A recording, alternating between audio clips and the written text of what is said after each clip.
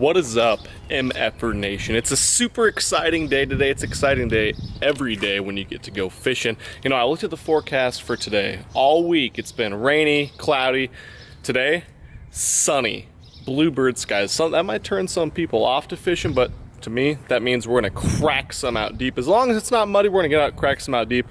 Who knows what's going to happen? But another reason I'm excited for fishing today, I'm gonna try to catch some fish on this guy. This is a 10-inch Senko. Put the kids to bed. We got a 10-inch Senko on our hands. You don't believe me? Look at this size comparison. Oh, we got a 5-inch Senko. That's nothing. Boom! 10-inch Senko. What you know about that difference? This thing weighs like 1.25 ounces. It's made by that same Magnum baits company that made that giant slaunch bait. Slaunchy beaver. Anyway, I'm too excited. Let's get to the lake and do this. Only real place to be, the middle of all controversy. West of the Mississippi. Welcome to the Midwest. Still packing the money, macking, rapping about the city where killers keep it cracking. So dark and gritty, packing the dizzy, checking what's happening. Got for the mini cackling, now we packaging, cracking the attic. Alright, so we are to the lake. Looks like beautiful, sunny, partly cloudy conditions. Water's got a little bit of algae to it, but it's pretty clean besides that. Really a good looking offshore fishing day, so hopefully we can go stick some slaunches. I got my deep stuff tied on. Like I always say, I'm done talking, let's catch some. Okay, all right, okay, all right. Let's do this. We're gonna fish some offshore stuff. Like I said, we're fishing out deep. Gonna hit some offshore brush piles, rock piles, points, grass lines. I want to catch some on that big old slaunctopus looking bait too. It's the water muddied up, so that's not going to help our deep bite, but not going to send every fish to the bank. We'll see if we can make it happen. Has the makings for what could be an epic deep fishing day, but who knows? You never want to say anything too soon. It's like we got a lot of algae in the water out here. Oh wow, yeah, it's like only 1.5 foot visibility, but you never know what's down below. You know, it can also, a lot of times it can be like 2 feet of algae, and then down below it's pretty clean water. It looks like it's pretty clean underneath, so that's definitely a plus. All right, since we didn't get a bite on dragon bait, we're gonna throw ye old cranking bait right through this rock pile. See if we can scare one up. Is that a fish? No. Maybe. That's a fish. Oh yeah. That's a big fish. Whew. First time through there with the C15. This could be an interesting land job too. I don't got the net out. Oh, this is a real big one. He's digging at the boat, of course.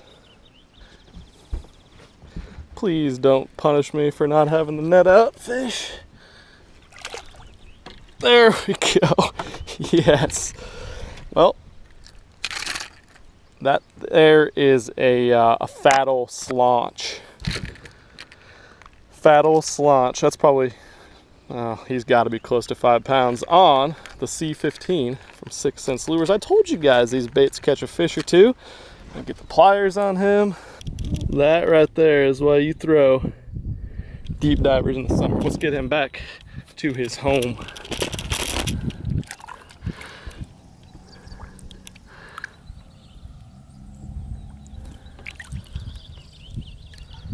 Oh yeah, they on the crank. Let's get some more. All right, since they're on the crankbait, I'm gonna go ahead and take out the old net. Of course, if you can go to net them, they'll probably jump off way out, but who knows, you might lose a fish for a lifetime if you don't, so we're gonna do that for sure. Do that about 300 more times. That was fun. That was my first fish of the day. First good pull through there too with the C15. So I pulled a dragon bait through there, a big old creature bait, nothing. And the first good time through there with this guy, I catch that. Almost felt like there was a little one on it first. It came off and then the big one crushed it. Couldn't really tell, but whatever, that was sweet. Hopefully we can do it again. All right, so here is the giant 10-inch Senko. Hashtag Senko challenge. 10-inch Senko challenge. I wasn't really sure how to rig this because it's so huge and meaty, so I put it on this big ol' 6-aught hook, and then I wasn't sure if I wanted to fish it wacky or Texas rigged, so I'm gonna fish it offshore wacky style, and then when we get around like brush piles or grass lines or jetties, I'm gonna Texas rig it. So what I did was I pegged down a 1/4 ounce tungsten weight. So basically I made a big flick shake rig. I don't know, the thing's huge, it looks awesome in the water. It's obviously a giant presence. If they see it, they're either gonna be terrified or probably eat it. I've caught a bunch of smaller fish on giant baits like this too, so I'm not too worried about it being too big for the fish, but definitely something cool. I put on this 7-9, it's like a flipping stick, 20-pound line, Speed Demon reel. Yeah, we'll see. This area isn't exactly on fire, so I'm hoping maybe something, I guess you could call this more finesse. Could make a big one eat, or maybe just another fish that's sitting out here. So we're gonna try a wacky for now. I'll probably get snagged now that I said that there isn't very many brush piles here, because there is a couple. But kind of a cool bait. I want to see if I can catch some fish on it. I suppose you could Carolina rig it, do a lot of different things with it, but we're gonna try this on like a giant flick shake type rig basically right now. If I get a bite on this, I'm probably gonna, wait till I can really feel some weight on it before I swing, because there is so much bait for those fish to take in. They're really just gonna have to get it before I hammer into them. Look at that thing, is just ridiculous. Looks pretty cool though, actually. It doesn't look that unrealistic. I mean, if a snake on a wacky rig is realistic, then I suppose it doesn't look that unrealistic. Well, we just had that one bite out there on the crankbait, and it was a great bite. It was a big fish, obviously.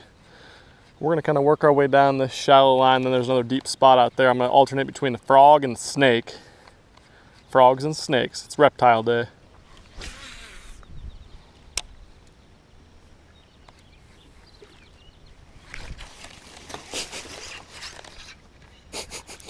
Oh, sorry about your face, buddy. Ouch. Just a little guy on a frog. All right. Oh, hey, what's up, Mr. Big Bluegill that's probably not feeling too well? Maybe that's what those fish are relating to right now, is why they're so tough to catch. They're probably relating underneath them bluegill and stuff. I'm gonna have to go crank around and try that later. Anyway, another offshore spot. This one should be good, but who knows? It's been kind of hit and miss. I've only had that one big bite so far. I'll definitely take it. And it beats the hell out of catching 4 or 5 little tiny fish. But I'd like to kind of pattern them a little bit. And I really want to catch one on the 10-inch Senko. Problem was that we didn't have any slaunch juice. That's what happens when your cap comes off of your Bass Dynasty. Disasters. Alright, here you go. Slaunch juice. Slaunch juice on the jig, coming in hot. There's one. Yeah, I got you, little sucker. You're not very big.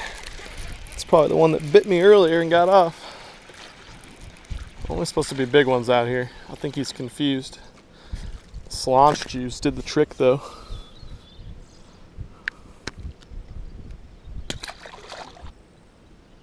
There's one. Oh yeah. Oh! That was a big one. Biting it kind of light today. That was a real good one, it felt like. There's a bite. Oh yeah. I can't tell if he's big. He's not big.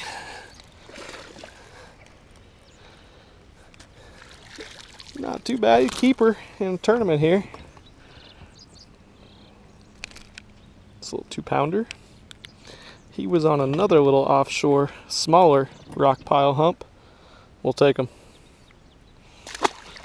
Definitely not the caliber of that big one I caught earlier or the one I lost, but I'll take him all day. All right, so we fished several deep spots. Bite's a little bit tough today. You know, they're picking it up funny. Just lost that big one, caught another big one on a crankbait. I don't know if my timing's off or they really are just super tough with this bluebird conditions. You know, we got pretty much no clouds in the sky, pretty much no wind at this point, but that makes offshore fishing super easy. You can position the boat really well. So we're gonna keep doing that, bounce around. You know, I don't really have anywhere else to be today. Nowhere else I really wanna go on the way home or anything, so we're gonna have to make it happen here.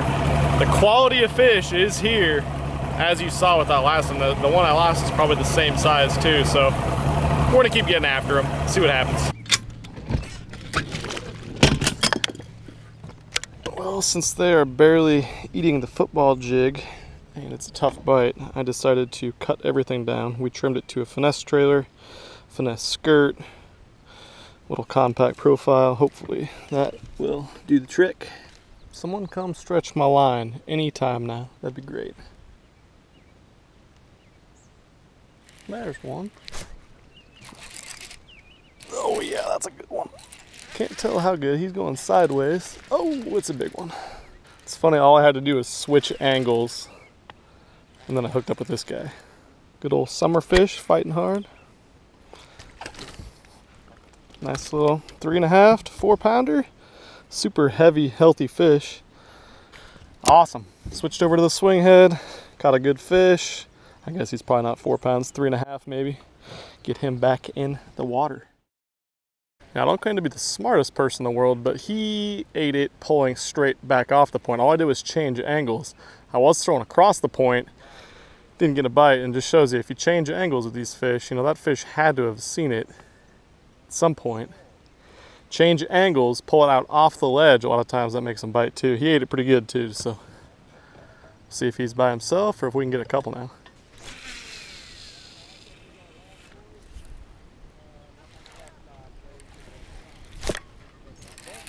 There we go.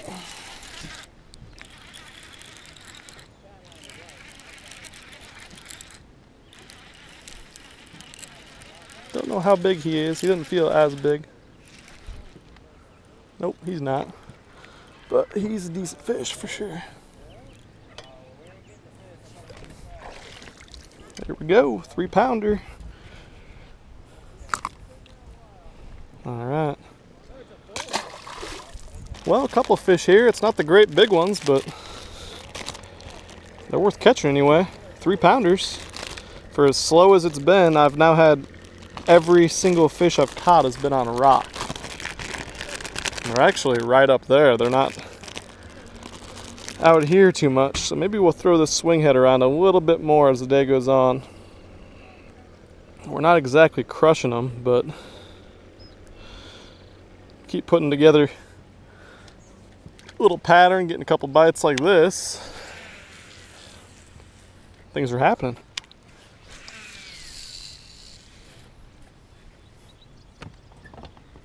There's one. Ooh.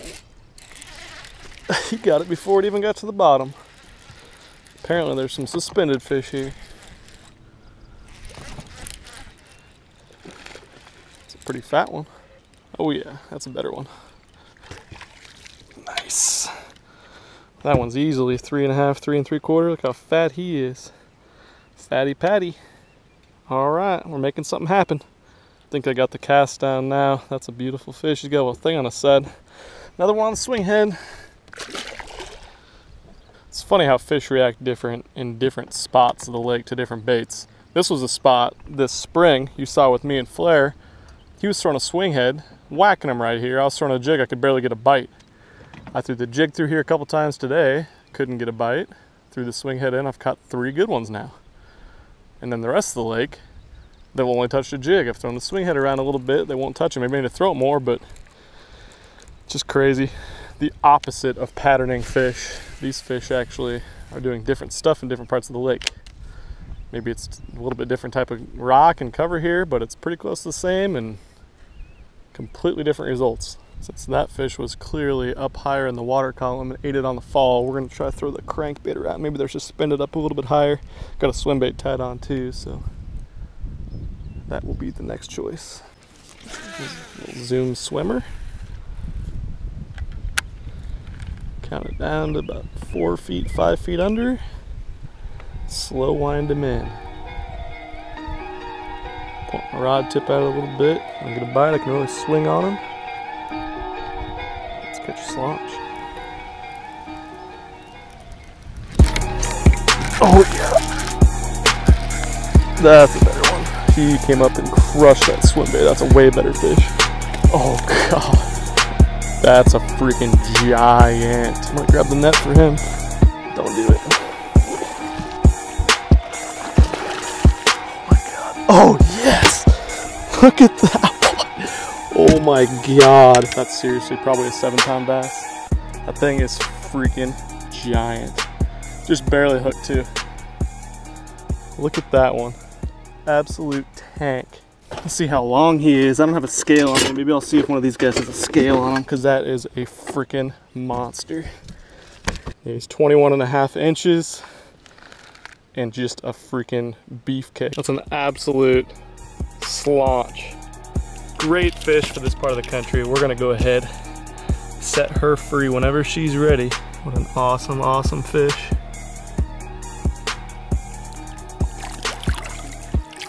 There she goes. Unbelievable.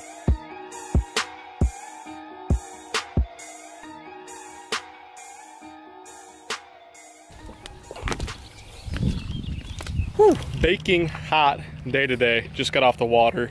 Not really that great of a bite today, but of course caught that big one. I think that seriously might be my personal best for Nebraska. Don't have a good scale on, man. All the internet police are gonna say, oh, it wasn't that big, and you should have a scale on you at all times. That's absolutely true. I need to go buy a new scale. I'm gonna do that like this weekend, because that was a big one. I want to know how big it was. I'd say, you know, the more I measured it, it was close to, it was right around 22 inches, super thick, had to be close to 7 pounds. And you know, that's a huge northern strain largemouth from here. And something I figured out today, the fish weren't really in the thick brush piles or really in the rock piles much. They were wading close to the rock piles, but they were eating a lot of those suspended bluegills. So once again, had another day where the fish are really relating a lot more to the pods of bluegill up in the water column than they were on the super good rocky, brushy cover. So something you can really take from that. You know, as always, I'll link everything down below I used today to catch those fish, especially that big one. That was a swimbait fish. Only fish I caught on the swimbait. I had a few other bites. Super hot though. I'm gonna load up the boat, get back to town. Thank you guys so much for watching though. I'm out of here. I'll catch you next time. Peace. It doesn't really matter